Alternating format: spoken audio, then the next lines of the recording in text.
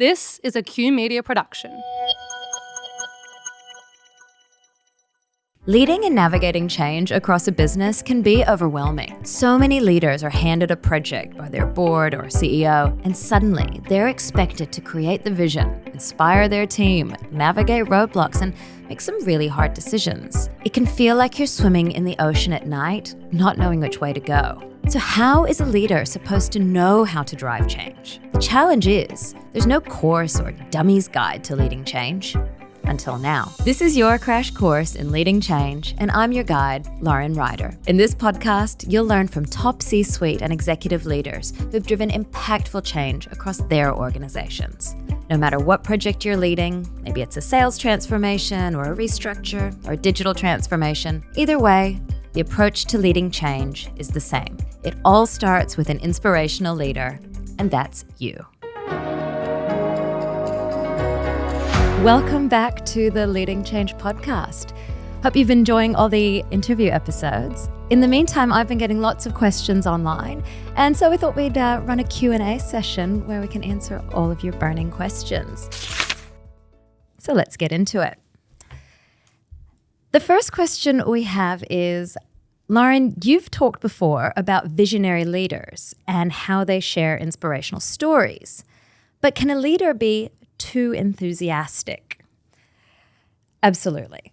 So, I think I always say that when leaders get in front of a crowd, they should be excited and visionary and share the story to get people excited. But, I think the challenge is when it's too much, they can actually lose a bit of trust and credibility. So I think if you're a leader and you're looking to share a change, I think there is a real need to be very authentic in the way that you share the change. So it has to really come from the heart. It can't just be visionary statements and really out there. It actually has to be real and realistic. And I think a lot of it has to come back to letting people know that you understand them and the shoes that they walk in. So we always talk about communicating that what's in it for me.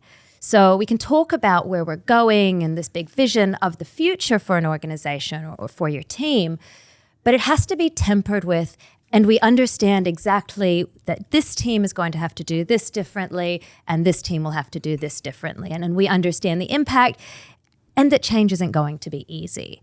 So I think that's really important that when you're communicating change.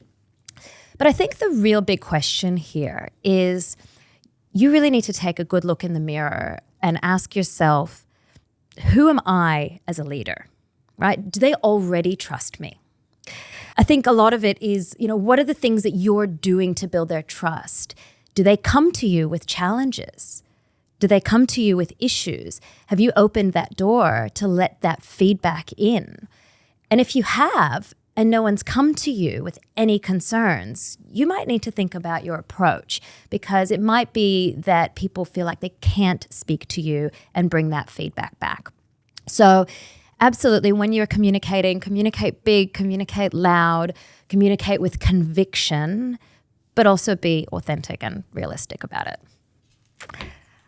Alrighty, the next question that's come in is, what are some of the key principles or strategies that change leaders should use to guide their business through transitions? All right, so if you're leading a change, the most important thing is that you bring everyone along the journey. And I think that the best way to do this is through what we call human-centered design.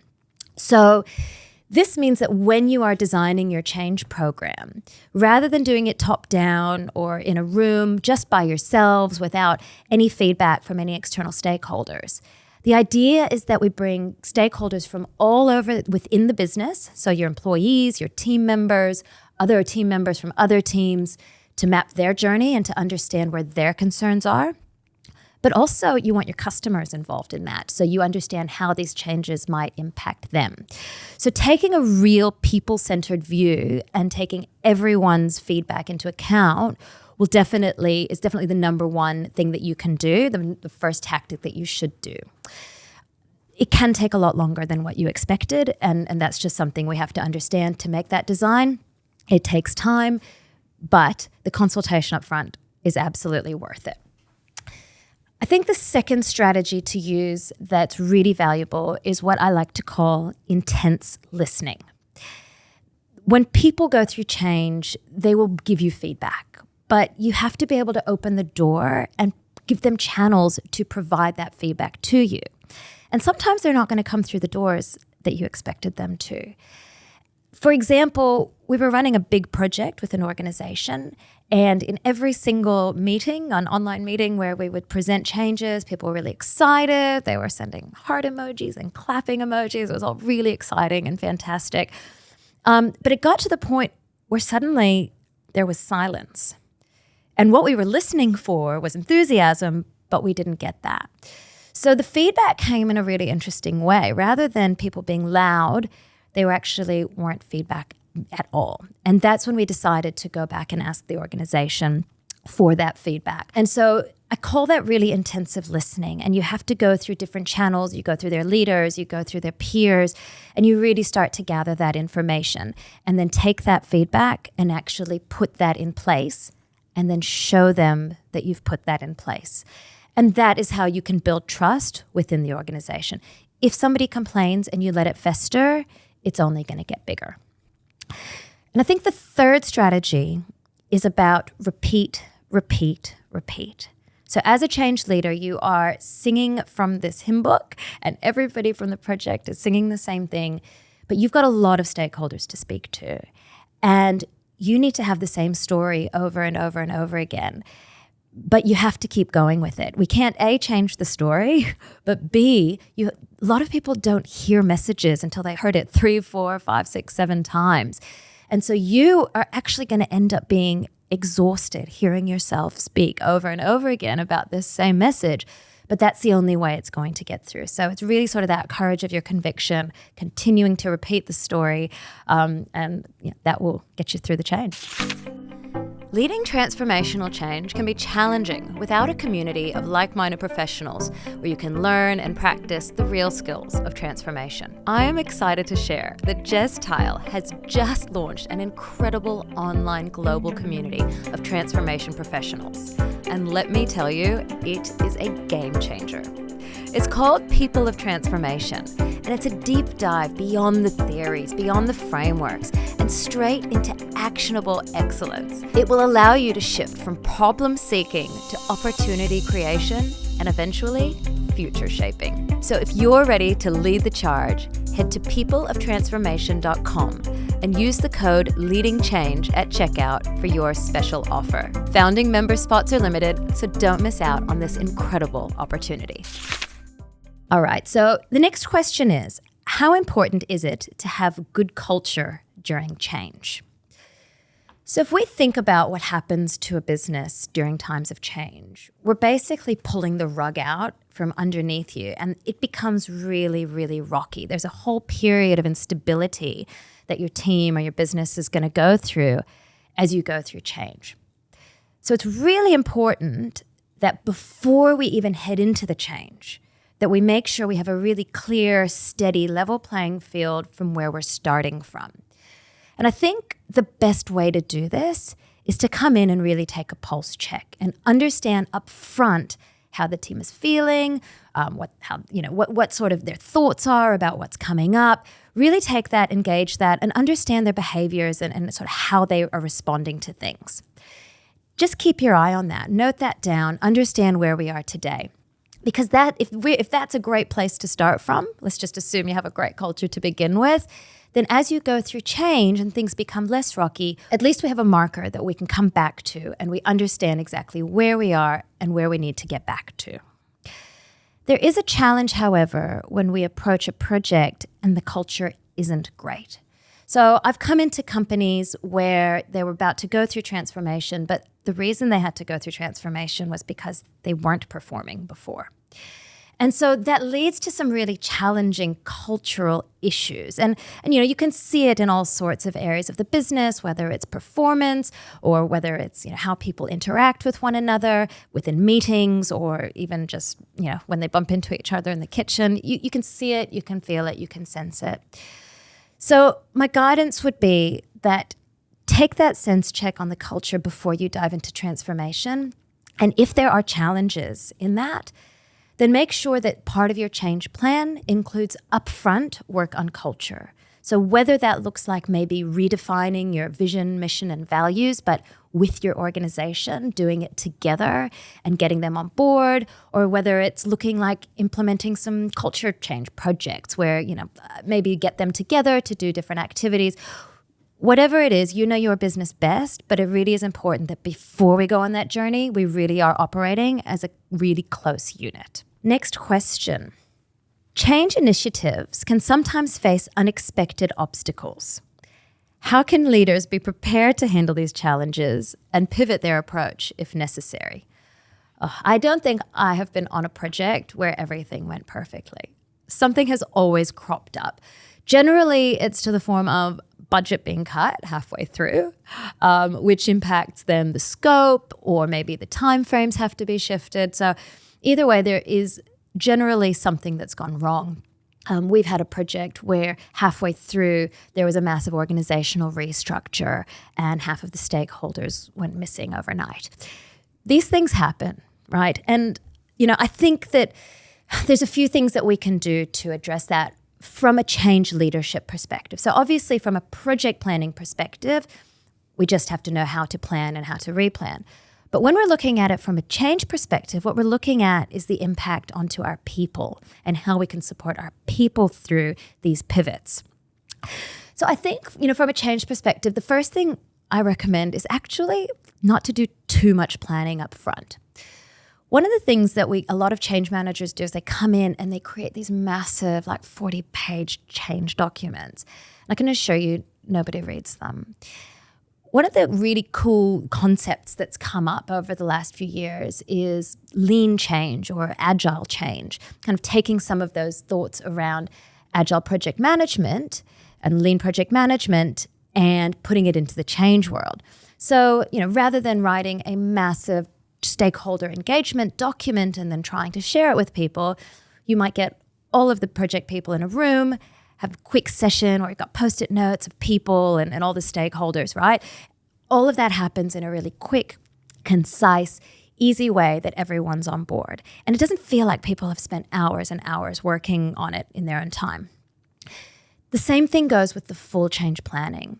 I really believe that we can do some really light touch planning all the way through, start rolling it out, testing it, making sure it works. If it does, great, we go ahead with it. If it doesn't, we regroup and we actually try something else.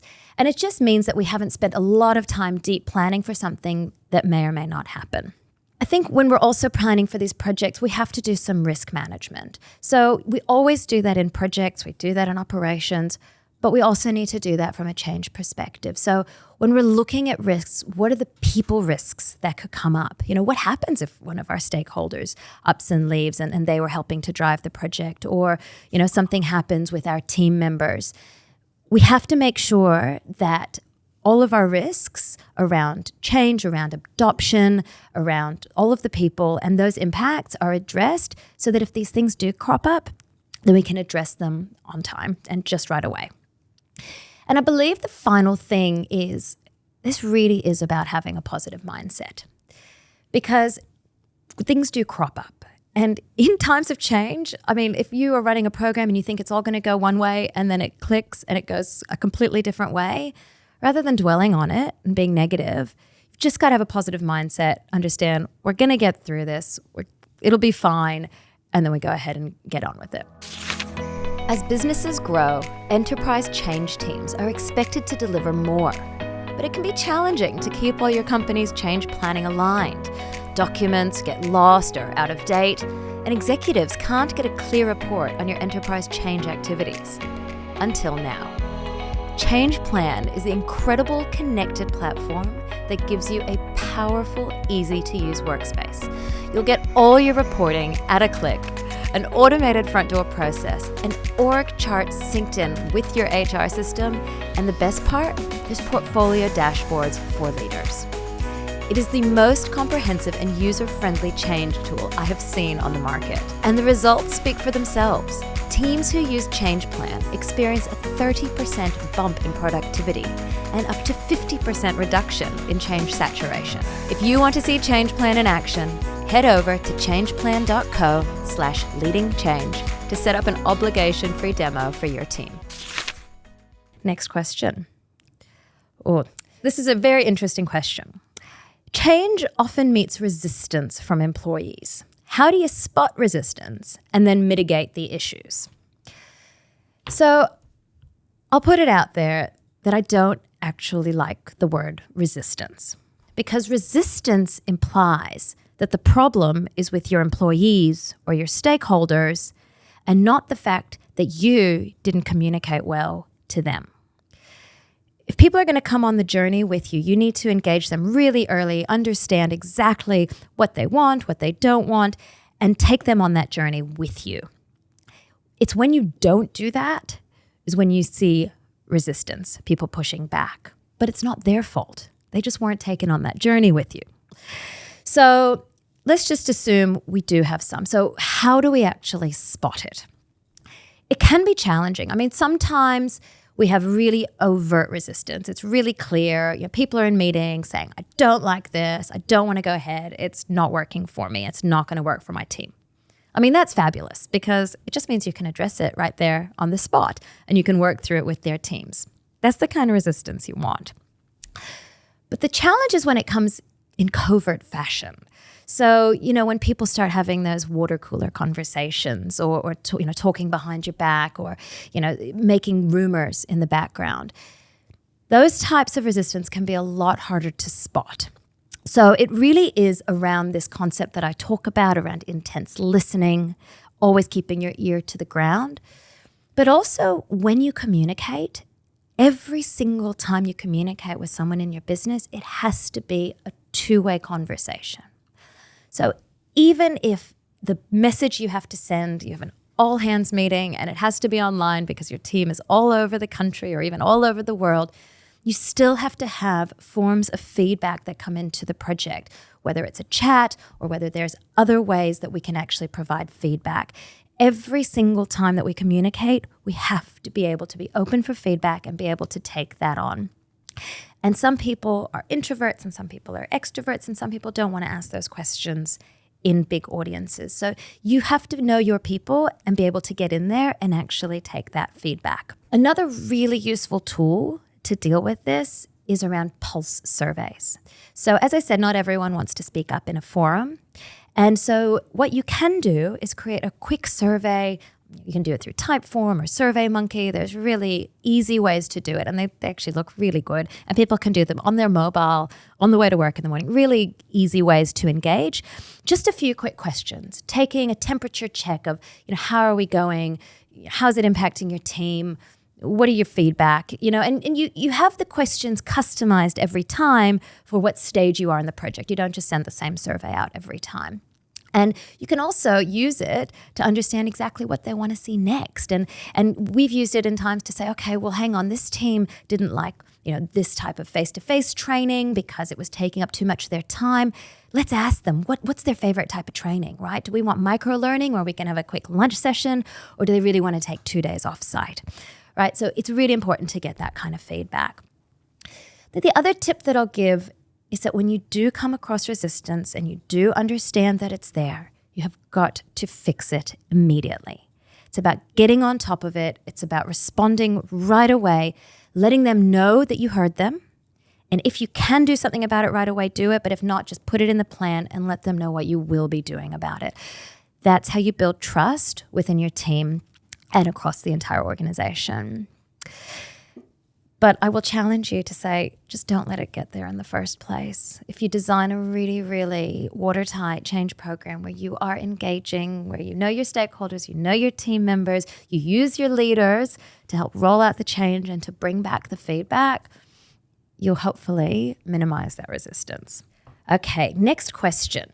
When you're doing a stakeholder impact assessment, what happens when you miss a stakeholder? That's a really interesting question because, we can come across the time where you get to the end of a project and you're about to go live and suddenly you realize, oh my gosh, we missed so-and-so, and they start kicking up a fuss because they weren't engaged. It can be a real problem and it can really impact the project. One way you can address this, and I suppose it's, what is the impact of missing a stakeholder is really the question, is you can use an impact and influence matrix. You can just Google it. They're everywhere. And what you do is you take your stakeholders and you put them on a map and you understand exactly where they sit in the organization. So, I suppose when you look at it, you can kind of say, okay, who's more important to communicate with more often? And, what kind of information do they need to receive on a regular basis? So that's really useful information when you're actually planning your stakeholder engagement. The other thing that you can do, which is what I mentioned before, doing a really quick stakeholder analysis, but with your entire project team. So when you decide to do your stakeholder impact, you sit everyone up in a room, you give them Post-its, you map out the organization in different columns, and you say, okay, everybody, put your stakeholders on a Post-it. I'll give you 5 minutes, and you put them up on the board. And then you pull back and you go through all the names, and then suddenly this magic happens. And people go, oh, I forgot about so-and-so. And oh, actually, what about them? And a whole conversation starts about who stakeholders are. And that's the way to do it, is to actually bring everybody on the stakeholder mapping journey. Because if you rely on one or two people in the project team to actually map out all the names of the stakeholders, you are guaranteed to miss some of them. So bringing everyone together to actually get those names there and then figuring out how to engage them, that'll definitely make sure you don't miss anybody. So that brings us to the end of our first Q&A.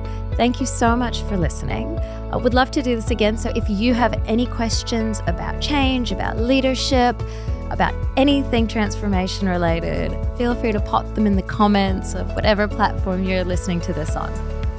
See you next time.